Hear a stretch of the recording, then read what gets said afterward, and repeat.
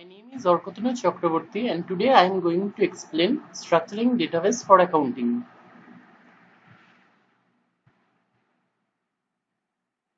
What is the data processing cycle? Data processing cycle, as the term suggests, as a sequence of steps or operations for processing data, that is processing raw data to the usable form. The processing of data can be done by number of data processing methods.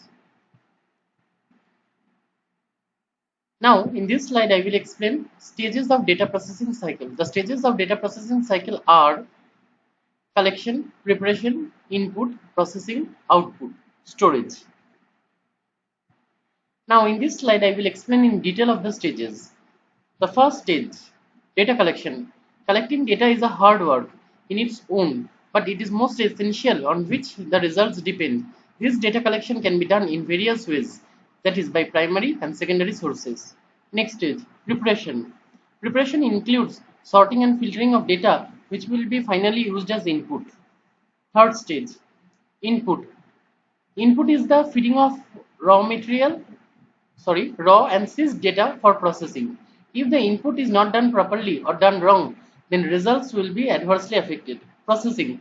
This is the fourth step where data is processed by electronic data processing, mechanical processing or automated means. Output. This is the last step of data processing cycle as the processed data is delivered in the form of information or results in this step. The process of designing a database for accounting is best described through a flowchart. Now, in this slide, I will explain the flowchart depicting the process of designing a database for accounting. First, reality to year design to relationship data model, to normalization, to refinement. If it is needed to refine, if it is yes, then again it is put into the relational data model, normalization. And if it is not related to refine, then it is finally done. Reality. It refers to the aspect of real world situation for which database is to be designed. In the context of accounting, it is accounting reality that is to be expressed with a complete description. Year design. This is the formal blueprint with a pictorial presentation in which year model concepts are used to represent description of reality. Relational data model. It is representational data model through which year design is transformed into interrelated data tables along with the restriction in the form of rules that are specified to ensure the consistency and integrity of the stored data. Normalization. This is the process of defining database design through which the possibility of duplicate redundant data is reduced or eliminated. Refinement. This is the outcome of the process of normalization as mentioned above. The final database design is arrived after the process of normalization is completed. Now in this slide I will explain entity relationship model or ER model. So what is an ER model? An entity relationship or ER model describes the structure of a database with the help of a diagram which is known as entity relationship diagram. An ER model is a design or blueprint of a database that can later be implemented as a database. The main components of ER model are entity set and relationship set. For example, student can have three types of ER diagram, that is student ID, student name, student address, and the student studying in the college have two ER diagram, that is college ID and college name. This is the sample ER diagram. Now, in this slide, I will explain what is an entity. An entity is an object or component of data. An entity is represented as rectangle in an ER diagram. For example, in the following ER diagram, we have two entities, student and college. And these two entities have one relationship, as many students studying in single college. We will read about relationships later. For now, we focus on entities. For example, student have three identities, its name, ID, address, and age. Now, what is an attribute and what are the types of attribute? I will explain in this slide. An attribute describes the property of an entity. An attribute is represented as oval in ER diagram. The types of attribute are key attribute, composite attribute, multi-valued attribute, derived attribute.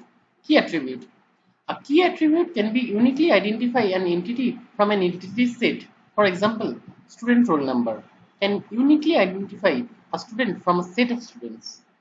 Composite attribute. An attribute that is a combination of other attributes is known as composite attribute. For example, in student identity, student address is a composite attribute, as an address is composed of other attributes such as pin code, state, country. Next attribute, multi-valued attribute. An attribute that can hold multiple values is known as multi-valued attribute. It is represented with double ovals in an ER diagram. For example, a person can have more than one phone numbers, so the phone number attribute is multi-valued. Derived attribute, the last type of attribute. A derived attribute is one whose value is dynamic and derived from another attribute. It is represented by dashed oval in an ER diagram. For example, person's age is derived attribute as it changes over time and it can be derived from another attribute, that is date of birth. Now in this slide I will explain what is identifiers and what are the kinds of identifiers. Identifiers are names of entities in a C program such as variables, arrays, functions, structures, unions, labels. An identifier can be composed only of lowercase and uppercase letters, underscore, digits, but it should start only with an alphabet or an underscore. If that identifier is not used as an external link process, it is called internal. Example, local variable. If the identifier is used in an external link process, then it is called external. Example, global variable. Kinds, internal identifier and external identifier. Internal identifier. If the identifier is used in an external link process, then it is called external. If it is not used for external process, it is internal. Now, in this slide, I will explain weak entity set. What is weak entity set?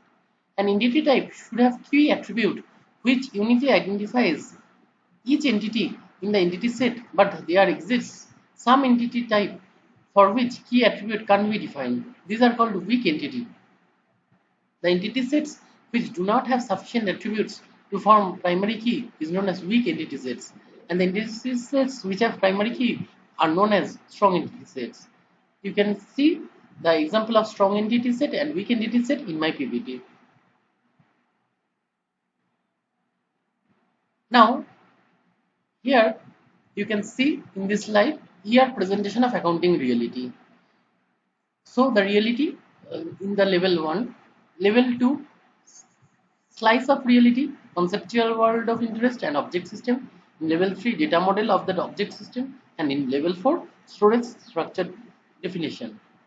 If it is from the reality side, then it is another is from the accounting example, and in enterprise, from which the level 2 comes the accounting world of the enterprise, that is A, the economic states of that enterprise exists. Number B, over time these events occurred that altered economic events or states, and these are subdivided into two: traditional accounting, entity relationship view. Traditional accounting composed of journals, ledgers, and entity relationship view composed of DBMS. Now in this slide I will explain what is database technology. Database technology take information and store, organize and process in a way that enables the users to easily, intuitively go back and find details that's searching for. Database technologies come in all shapes, size from complex to small, large to small. Complex to simple, large to small. Now, in this slide, I will explain illustration of accounting database. Accounting database stores the accounting data. It is a collection of accounting data which is interrelated to depict the various aspects of accounting information system. You can see the example of accounting database in my PPT. For example, accounting groups are classified into 4. Say account group ID, number 2 group name, number 3 first number, number 4 last number. Similarly, the transactor can have many things such as transaction ID, contract account, debit account, credit account, etc. Next, T underscore account can have 4: account ID, account group ID, parent account ID, account name, balance. Key underscore transaction underscore type have two. Transaction underscore type underscore ID type underscore description. Similarly, T underscore payment also can have two. Payment underscore type underscore ID description. That's credit or cash. This is an accounting database of an assets account and liabilities account where you can have accounting groups, transactor, account, transaction type, payment type. Now, in this slide, I will explain what is relational database model or relational data model. The relational data model was introduced by C.F. Ford in 1970. Currently, it is used worldwide. The relational data model has provided the basis for research on theory of data, relationship or constraint, numerous database design methodologies, the standard database access language called SQL. Almost all modern commercial database management systems. The relational data model describes the world as a collection of interrelated relational or tables. In this slide, you can see the example of relational data model. The customer ID, that is 1, 2, and 3, are column or attributes, that is total number of columns, that is 3, is called degree, and total number of rows is called cardinality. So the customer ID, customer name, and status, these are called cardinality, and customer ID 1, 2, 3 is degree. Thank you.